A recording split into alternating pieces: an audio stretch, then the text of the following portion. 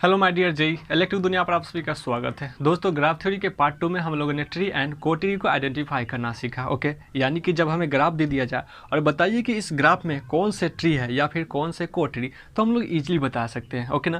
लेकिन आप लोगों ने इस टाइप का भी क्वेश्चन देखा होगा जिसमें आपका एक ग्राफ दे दिया जाता है और पूछा जाता है कि बताइए कि इस ग्राफ में नंबर ऑफ ट्री ब्रांच है जिसे हम लोग ट्विक्स भी कहते हैं, या फिर आपसे नंबर ऑफ कोट्री ब्रांच है जिसे हम लोग लिंक या फिर चॉर्ट्स भी कहते हैं। ओके, फिर अगर इससे आगे अगर चलते हैं तो आपसे रेगुलर ग्राफ से भी क्वेश्चन पूछा जाता है जिसमें आपके नंबर ऑफ ग्राफ्स दे दिए जाएंगे और पूछे जाएंगे कि बताइए कि इस ग्राफ में कौन से रेगुलर ग्राफ है। ओके ना। फिर आपसे रैंक ऑफ ट्री की अगर बात कर लें तो आपसे रैंक ऑफ ट्री भी पूछा जाता है, यानी जिसमें आपका एक ग्राफ दे दिया जाएगा और पूछा जाएगा कि बताइए कि इस ग्राफ में रैंक ऑफ ट्री क्या है। ओके, तो चलिए वीडियो की शुरुआत करते हैं और इन सभी पॉइंट्सों को सीखते हैं। और हाँ, यदि आप लोगों ने मेरे इस चैनल को सब्सक्राइब नहीं किया है तो प्लीज़ सब्सक्राइब कर लीजिए, क्योंकि आप सभी को पता है कि मेरे इस चैनल पे आपको उन सभी पॉइंट्सों को रिवाइज कराया जाएगा जो आपके जेई लेवल के एग्जामिनेशन में डायरेक्टली पूछे जाते हैं, वो भी with shorts. Okay, number of tree branches, मान के चलिए आपका एक ग्राफ दे दिया जाए। ओके, जैसे मान के चलिए कि आपके पास एक ग्राफ है। ओके, कुछ इस टाइप का आपके पास जो है एक ग्राफ है जिसमें आपका नोड 1, 2, 3, 4, अगर ब्रांच की अगर बात कर ले तो A, B, C, D, E and F। मान के चलिए आपके पास ये ग्राफ है। ओके, अगर इस ग्राफ में नंबर ऑफ ट्री ब्रांचेज पूछ दे तो कितने होंगे। मान के चलिए इसमें अगर नंबर ऑफ ट्री ब्रांचेज पूछ दे तो इसमें अगर नंबर ऑफ ट्री ब्रांचेज अगर निकालना चाहे, number of tree branches, number of tree branches जिसे हम लोग ट्विक्स भी कहते हैं। Okay, number of tree branches या फिर ट्विक्स अगर पूछ दे तो हम लोग जनरली निकालते हैं, फार्मूला यूज करते हैं n-1। ये ध्यान दीजिएगा, ये आपका n-1 जो है नंबर ऑफ ट्री ब्रांचेज या फिर जिसे हम लोग ट्विक्स भी कहते हैं, ये किसी भी ग्राफ के लिए जो अगर निकालना हो नंबर ऑफ ट्री ब्रांचेज तो इस फार्मूला यानी कि n-1 का यूज करके हम निकाल सकते हैं। ओके, यानी ये जो है आपका n जो है नंबर ऑफ नोड्स है। तो इस ग्राफ में देखिए कि नंबर ऑफ नोड्स कितने हैं। तो जनरली आप सिंपली आप इसमें देख रहे हैं नंबर ऑफ नोड्स कितने हैं, 1, 2, 3, 4, यानी कि इसमें नंबर ऑफ नोड्स की अगर बात कर ले यानी कि n इक्वल टू आपका जो है 4। तो यहाँ पे अगर 4 - 1 यानी कि आपका जो है 3 होगा नंबर ऑफ ट्री ब्रांचेज या फिर जिसे हम लोग ट्विक्स भी कहते हैं। ओके, तो सिंपली अगर ट्री की अगर बात कर ले, यहाँ पे अगर सिंपल एक ट्री बना लेते हैं। ओके, सिंपल अगर ट्री बनाते हैं हम लोग इसका, तो हम लोग जो है ये एक ट्री बना सकते हैं।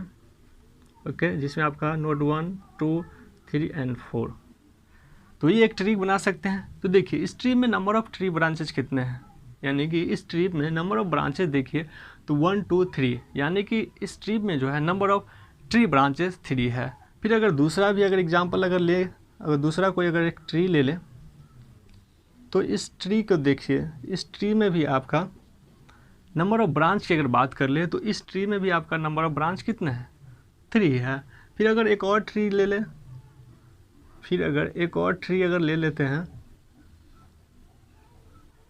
1, 2, 3, 4, तो इस ट्री में भी देखिए नंबर ऑफ ट्री ब्रांचेज कितने हैं, 1, 2, 3, यानी कि इस ट्री में भी आपका नंबर ऑफ ट्री ब्रांचेज जो है 3 है। यानी कि इस ग्राफ के लिए आप सभी जानते हैं कि इस ग्राफ के लिए आपके 16 जो है यानी 16 ट्री पॉसिबल है, और हर एक ट्री में आपका नंबर ऑफ ब्रांच कितने होंगे, 3 होंगे, यानी कि जिसे हम लोग नंबर ऑफ ट्री ब्रांचेज निकाल सकते हैं n-1, यानी कि 4 - 1 = 3। ओके, फिर अगर बात कर ली नंबर ऑफ को tree branches. Okay, number of को ट्री ब्रांचेज जिसे हम लोग क्या कहते हैं, जिसे हम लोग कह देते हैं या तो नंबर ऑफ को ट्री ब्रांचेज,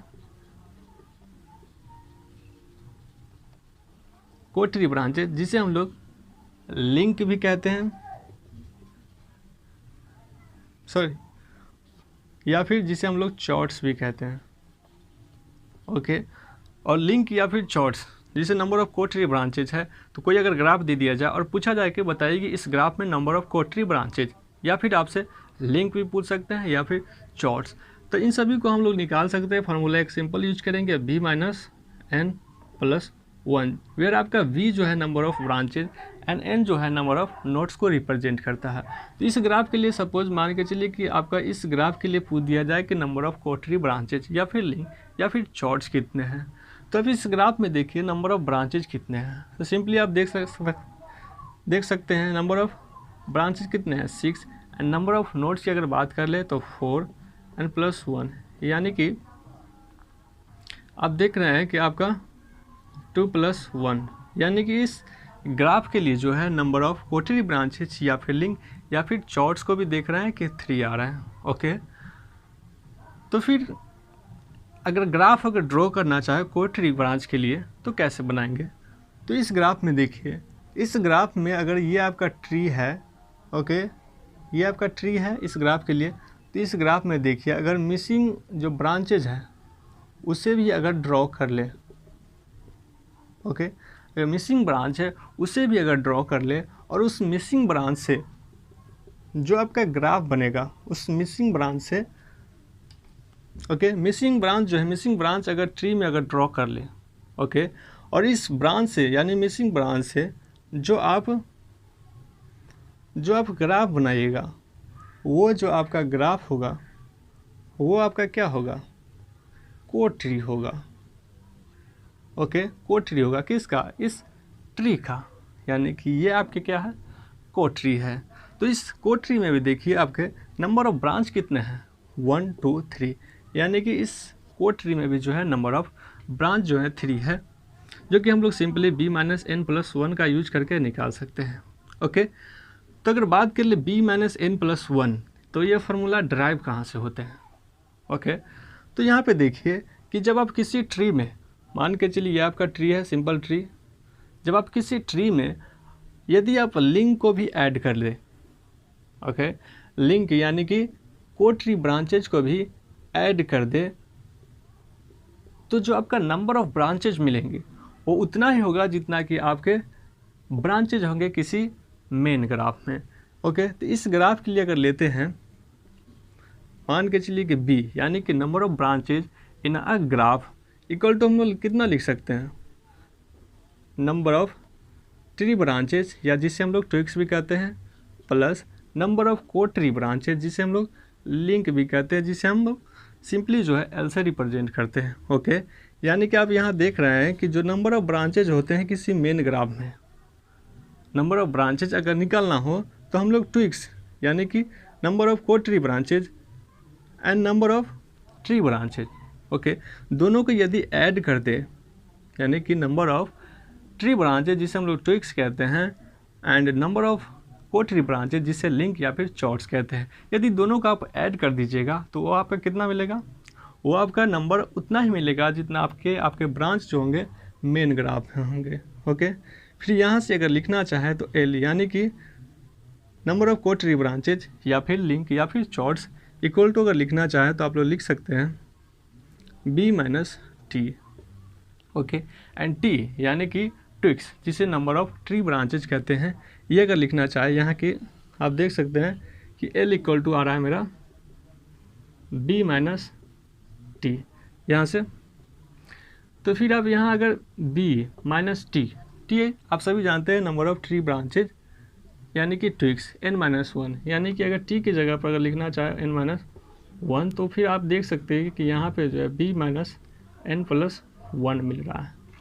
तो यहीं से जो है आपका फार्मूला ये आपका ड्राइव होता है, यानी कि l equal to b minus n plus 1 से जो है किसी भी ग्राफ में अगर number of code tree branches या फिर लिंक या फिर चॉर्ट्स अगर निकालने के लिए बोला जाए तो हम लोग सिंपली यूज करेंगे b minus n plus 1 and हम लोग फाइनली जो है प्राप्त कर सकते हैं आपका number of code tree branches. Okay, या फिर अगर लिंक भी कह दे तो हम लोग इसी फार्मूला से यूज करेंगे, यानी कि number of code tree branches या फिर लिंक या फिर चॉर्ट्स अगर निकालने के लिए कहें तो b माइनस n प्लस 1 का यूज करेंगे and number of tree branches या फिर ट्विक्स निकालने के लिए अगर बोल दिया जाए तो हम लोग n माइनस 1 का यूज करेंगे और फाइनली जो हम लोग गेट कर सकते हैं नंबर ऑफ ट्री ब्रांचेज।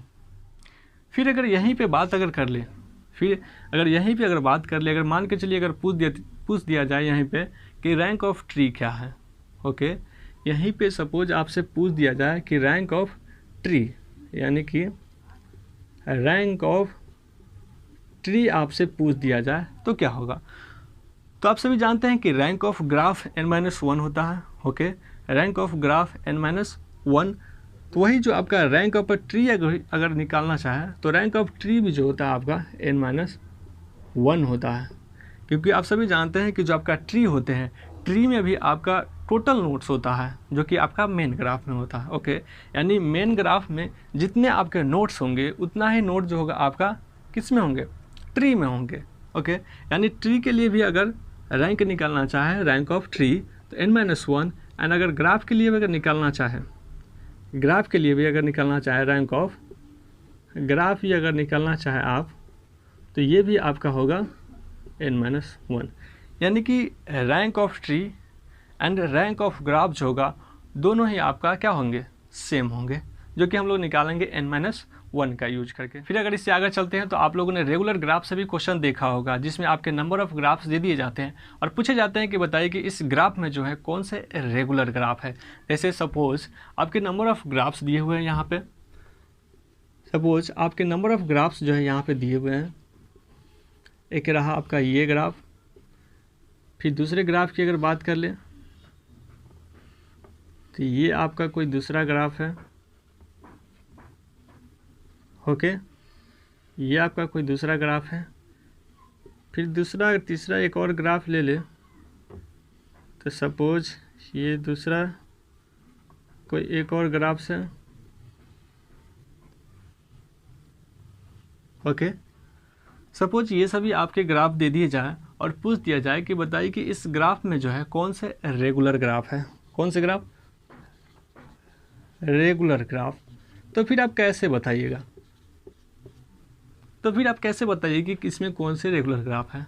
तो सिंपली आप रेगुलर ग्राफ के लिए आप याद रख सकते हैं सिंपल कॉन्सेप्ट कि रेगुलर ग्राफ एक ऐसा ग्राफ होता है जिसका हर एक नोड जो है, हर एक नोड इक्वल ब्रांच से कनेक्ट होंगे। ओके, सिंपल आप याद रखिए, रेगुलर ग्राफ एक ऐसा ग्राफ है जिसका हर एक नोड इक्वल ब्रांच से कनेक्ट होंगे। ओके, यानी कि अगर मान के चलिए ये एक नोड है 1 2 3 4, फिर इसका अगर 1 2 3 4 5 6, फिर यहाँ लेते हैं 1 2 3 4 5 6। ओके, तो अब जरा ग्राफ 1 को देखिए, तो जरा आप ग्राफ 1 को देखिए, तो ग्राफ 1 में जो है नोड 1 आपका कितने ब्रांच से कनेक्ट है। तो नोड 1 की अगर बात कर ले तो नोड 1 1 2 3 यानी कि 3 ब्रांच से कनेक्ट है।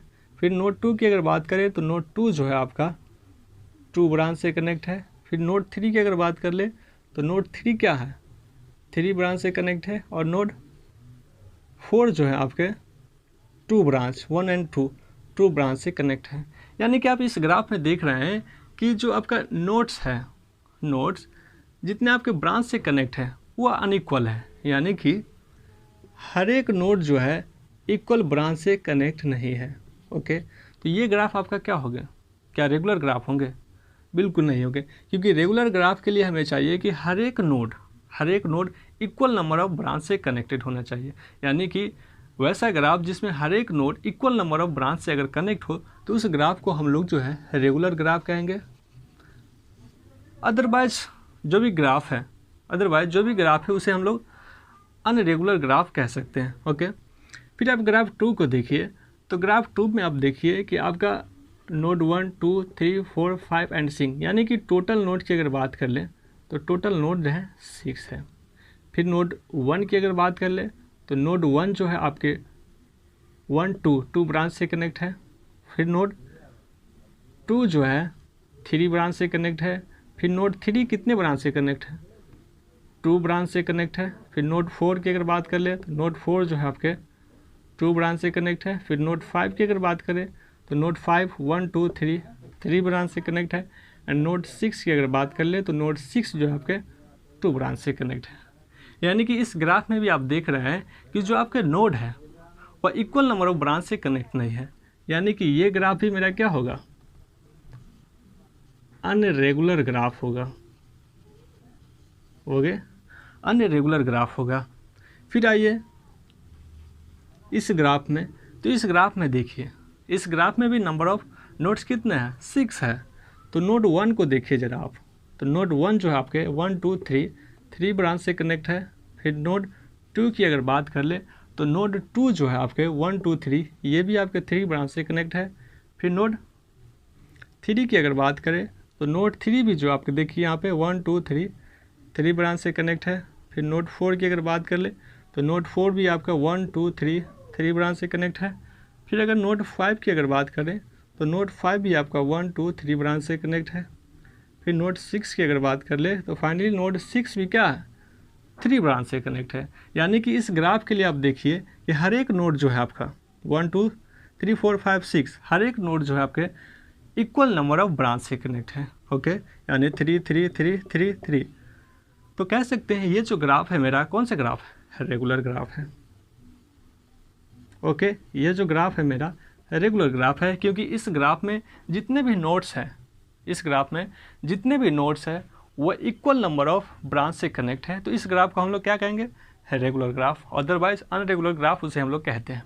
तो सिंपली आप याद रखिए, रेगुलर ग्राफ एक ऐसा ग्राफ है जिसमें हर एक नोड जो है इक्वल नंबर ऑफ ब्रांचेस से कनेक्ट होंगे। ओके, तो उस ग्राफ को हम लोग क्या कहेंगे, रेगुलर ग्राफ। ओके, फिर इससे अगर आगे चलते हैं तो आप लोगों ने इस टाइप का भी क्वेश्चन देखा होगा जिसमें आपका एक ग्राफ दे दिया जाता है और पूछा जाता है कि इस ग्राफ में नंबर ऑफ ट्री, यानी कि इस ग्राफ के लिए कितने ट्री पॉसिबल है। ओके, इस टाइप का भी क्वेश्चन पूछा जाता है। ओके ना, ग्राफ आपका रेगुलर हो, अनरेगुलर हो या फिर कंप्लीट हो, अनकम्प्लीट हो, इससे कोई मतलब नहीं है। ओके, आपको पूछ देगा, ग्राफ दे दिया जाएगा और पूछ देगा कि बताइए कि इस ग्राफ के लिए जो है कितने नंबर ऑफ ट्री पॉसिबल है। ओके, तो नंबर ऑफ ट्री की अगर बात कर ले कि टोटल नंबर ऑफ ट्री कितने पॉसिबल है किसी ग्राफ के लिए। सपोज आपका एक ग्राफ है, कुछ इस तरह का, जिसमें आपका नोड 1 2 3 एंड 4 है। ओके ना, और पूछ दिया जाए कि इस ग्राफ के लिए कितने total number of tree possible है, तो सिंपली आप एक फार्मूला याद रख सकते हैं, number of tree for a complete graph, number of tree for a complete graph की अगर बात कर ले तो n बेस n-2, यानी कि n बेस n-2 का यूज करके आप जो कंप्लीट ग्राफ के लिए नंबर ऑफ ट्री बता सकते हैं। ओके, यानी कि ये ग्राफ देखिए, तो ये ग्राफ जो है आपका कंप्लीट ग्राफ है। ओके, कंप्लीट ग्राफ आपको शायद याद होगा कि कंप्लीट ग्राफ कौन से ग्राफ होते हैं। तो कंप्लीट ग्राफ की अगर हम रिवाइज अगर करा दें आपको, तो कंप्लीट ग्राफ एक ऐसा ग्राफ होता है जिसमें हर एक नोड पेयर के क्रॉस में आपका 1 ब्रांच जो होंगे कनेक्ट होंगे। ओके, इस ग्राफ में देखिए हर एक नोड पेयर जो है आपके उसके क्रॉस एक ही ब्रांच कनेक्ट है, यानी ये ग्राफ जो है मेरा कंप्लीट ग्राफ है। ओके, ये ग्राफ क्या है, कंप्लीट ग्राफ है। और अगर कंप्लीट ग्राफ अगर आपको दे दिया जाए और पूछा जाए कि बताइए कि इस कंप्लीट ग्राफ के लिए टोटल नंबर ऑफ ट्री कितने पॉसिबल है, तो आप लोग सिंपली n बेस n-2 का यूज करके बता सकते हैं। यानी कि अगर इस ग्राफ के लिए अगर निकालना हो टोटल नंबर ऑफ ट्री तो आप लोग बता सकते हैं, क्योंकि इसमें नोड 1 है यानी 4 बेस 4-2 यानी कि 4 टू द पावर 2 यानी कि 16, यानी कि 16 ट्री जो है पॉसिबल है इस कंप्लीट ग्राफ के लिए। ओके, तो अब किसी भी कंप्लीट ग्राफ के लिए अगर आपसे पूछ दिया जाए कि बताइए कि इस ग्राफ के लिए कितने टोटल नंबर ऑफ ट्री बनेंगे, तो आप देख लीजिए कि ग्राफ कंप्लीट है या फिर नहीं। अगर ग्राफ कंप्लीट है तो आप लोग ईजिली बता सकते हैं, n बेस n-2 का यूज कीजिए और आप लोग फाइनली आप लोग बता सकते हैं। फिर अगर ग्राफ कंप्लीट है तो हम लोग बता देंगे n बेस n-2 से हम लोग सिंपली बता देंगे। लेकिन ग्राफ कंप्लीट नहीं है तो फिर कैसे बताएंगे। तो जनरली आप अगर ग्राफ अगर कंप्लीट नहीं है तो जेई लेवल पर आप लोगों को सिंपल क्वेश्चन दिया जाता है। ओके, यानी कि सिंपल आपको ग्राफ दे दिया जाएगा। ओके ना, सिंपल आपको एक ग्राफ दे दिया जाएगा। ओके, सिंपल जैसे मान के चलिए 1 2 3 4 सपोज ये आपका ग्राफ है। तो अगर उसे पूछना हो कि अनकम्प्लीट ग्राफ के लिए तो आप लोगों को एक सिंपल ग्राफ देगा, जिसमें आपको पूछा जाएगा कि बताइए कि इस ग्राफ में जो है नंबर ऑफ़ ट्री कितने बनेंगे। तो इस ग्राफ को देखिए, ये ग्राफ बहुत ही सिंपल है कि नहीं। ग्राफ जो है बहुत ही सिंपल है। तो इस ग्राफ को देखिए, आप लोग बता सकते हैं नंबर ऑफ़ ट्री। देखिए, तो इस ग्राफ के लिए अगर पहला ट्री की अगर बात करें, अगर ड्रॉ करना चाहें बाय द ऑब्जर्वेशन, तो ये आपका एक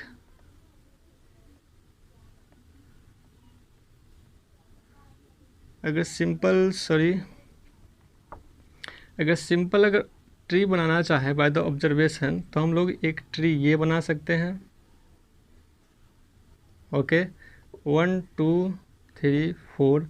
फिर अगर दूसरा बनाना चाहें तो एक ट्री जो है हम लोग ये बना सकते हैं कि नहीं।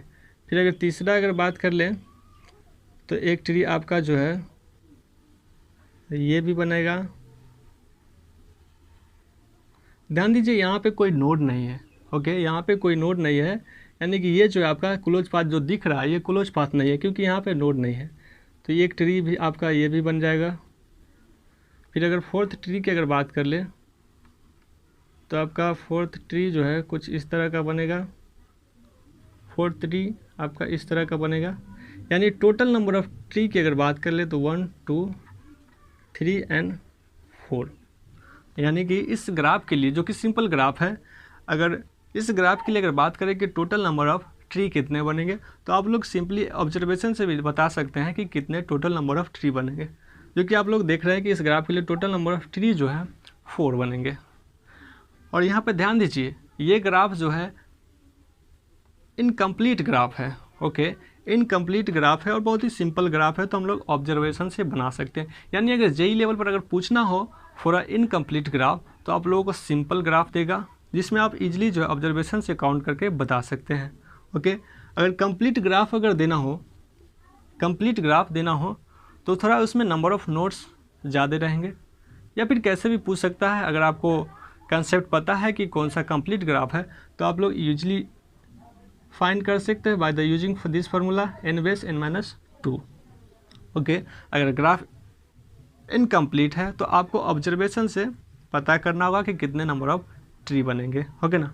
ऐसे इसका भी फार्मूला होता है, जिसके माध्यम से आप निकाल सकते हैं किसी भी ग्राफ के लिए नंबर ऑफ़ ट्री बता सकते हैं। लेकिन यह फार्मूला जो होता है बहुत ही लेंदी होता है, जो कि आप लोगों को सिंपली जेई लेवल पर इसका यूज करना नहीं होता है।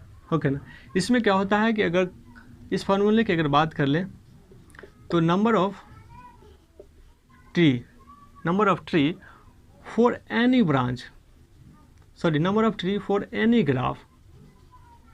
ग्राफ, कोई भी ग्राफ हो, कंप्लीट हो, इनकम्प्लीट हो, रेगुलर या फिर कनेक्टेड, कोई भी ग्राफ हो, उसके लिए अगर निकालना चाहे तो नंबर ऑफ़, अगर बात करें नंबर ऑफ़ ट्री अगर निकालना चाहे तो आप लोग यूज कर सकते हैं determinant of reduce matrix and transpose reduce matrix.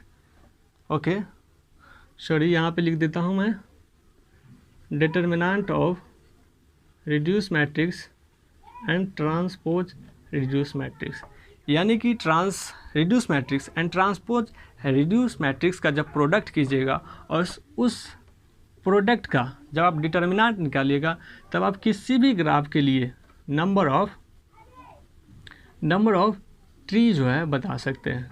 यानी कि किसी भी ग्राफ के लिए आप नंबर ऑफ़ ट्री बता सकते हैं कि उस ग्राफ में नंबर ऑफ़ ट्री कितने बनेंगे, जो कि आपका जो है जेई लेवल पर पूछा नहीं जाता है इनकम्प्लीट ग्राफ के लिए। अगर पूछना भी होगा तो सिंपल क्वेश्चन आप लोगों को इस टाइप का देगा, जिसमें आप ऑब्जर्वेशन से बता सकते हैं कि कितने नंबर ऑफ़ ट्री बनेंगे। ओके, तो ये सभी थे कुछ इम्पोर्टेंट पॉइंट्स ग्राफ थ्योरी के, जिससे आपका बहुत ही ज़्यादा क्वेश्चन पूछा जाता है जेई लेवल पे। ओके ना। फिर अगर आगे चलते हैं तो आप लोगों को टाइसेट मैट्रिक्स या फिर कह सकते हैं फंडामेंटल लूप, या फिर उसके बाद अगर चलते हैं तो cut set. Okay, cut set, fundamental cut set, इससे भी क्वेश्चन पूछे जाते हैं। फिर आपके नंबर ऑफ़ केबिल इक्वेशन, या फिर नंबर ऑफ़ केसीएल इक्वेशन, या फिर नंबर ऑफ़ वोल्टेज इक्वेशन, या फिर नंबर ऑफ़ करेंट इक्वेशन, इससे भी क्वेश्चन पूछा जाता है। ओके, तो इन सभी पॉइंट्सों को हम लोग नेक्स्ट वीडियो में देखेंगे। तब तक के इस पॉइंट्स और जो हम लोगों ने पार्ट 1 और पार्ट 2 में पढ़ा है, इन सभी को आप रिवाइज कर सकते हैं, जो आपके एग्जामिनेशन पॉइंट ऑफ व्यू से इम्पोर्टेंट है। और हाँ, यदि आपने मेरे चैनल को सब्सक्राइब नहीं किया है तो सब्सक्राइब कर लीजिए